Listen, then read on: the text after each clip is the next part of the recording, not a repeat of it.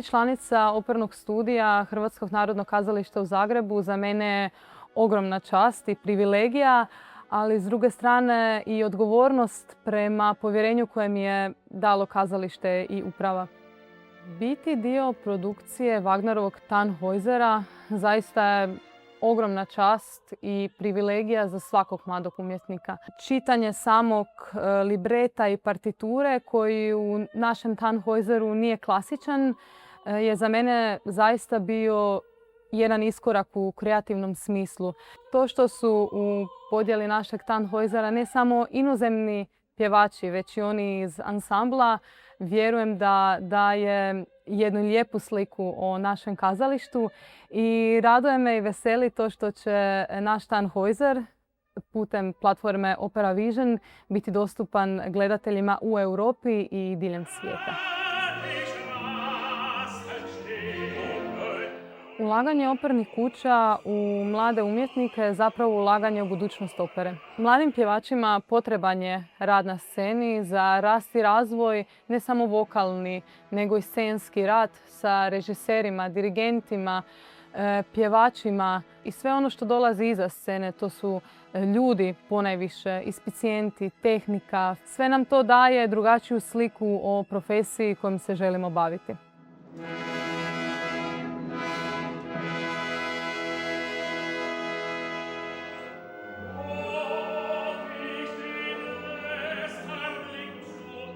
Milanska skala mi je došla u krucijalnim razvojnim godinama mojim od 27. do 29. godine. Zasigurno pjevanje u takvoj kući je broj jedan veliko iskustvo koje mi je donijelo rad sa najvećim dirigentima, sa najvećim kolegama trenutno u svijetu opere, kao i fantastičnim orkestrom.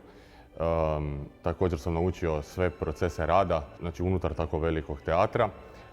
Sukladno tome nastojim i dan danas prenijeti u Zagreb nekakvo iskustvo, poštovanje prema stranicama koje pjevam, procese rada i sve ostale stvari koje me oblikuju kao umjetnika.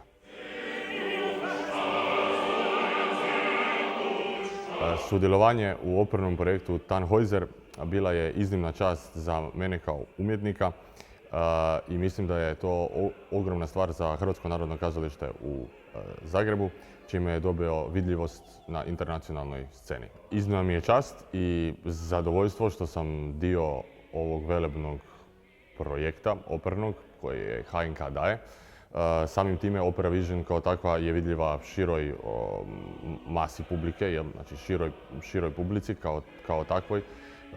Stoga mi je neizmjerna čast da možemo približiti kvalitetu ansambla Hrvatskog narodnog kazališta u Zagrebu, kao i ukupnu pojavost ovoga teatra na internacionalnom nivou.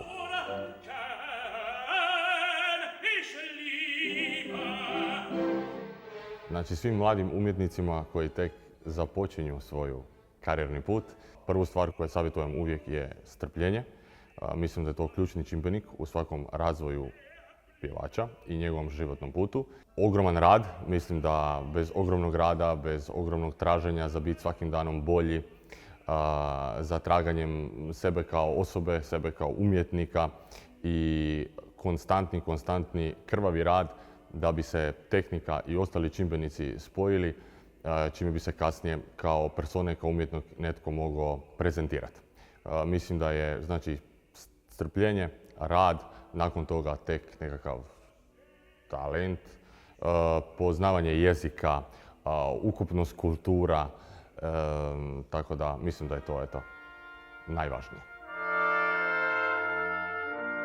Evo, kao mladi redateljici zaista mi je čast i zadovoljstvo biti dijelom opere Hrvatskog narodnog kazališta u Zagrebu, čiji sam dio zapravo na neki način postala već prije 8 godina kao vanjski suradnik, gdje sam već na 2. godini studija režije došla kao asistent redatelja Krešimira Dolančića na proces Čarobna frula. Od tada surađujem sa operom Hrvatskog narodnog kazališta. Iznimna mi je čast da sam odnedavno postala i njen dio, na čemu sam beskrajno zahvalna intendantici Ivi Hraste Sočo i ravnateljici opere Željki Barišić-Pulig.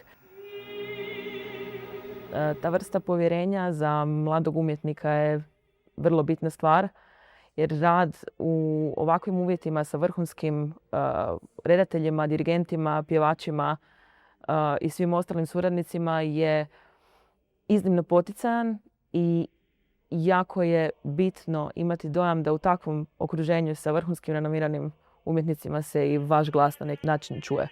Najvrijednije iskustvo sa projekta Tannhäuser je sigurno bilo povjerenje.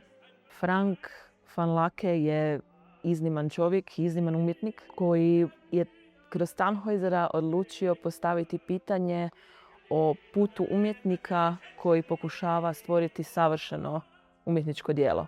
Povjerenje i mir koji je pružio svim sudionicima ovog procesa su nešto što se zaista rijetko viđa, ali nosi i određenu odgovornost.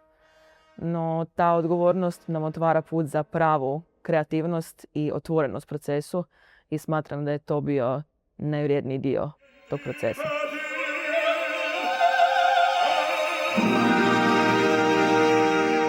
Smatram da budućnost leži negdje između poštovanja tradicije i želje za inovacijom, ali smatram da mladi umjetnici nakon svog akademskog obrazovanja žude za prilikama za radom kako bi mogli razviti svoj vlastiti umjetnički jezik. Jasno je da je posebno za velike produkcijske kuće svojevrstan rizik davanje mogućnosti mladim umjetnicima koji su tek na početku, ali smatram da je to rizik vrijedan preuzimanja kako bismo odgojili novu generaciju umjetnika, a zatim i publike.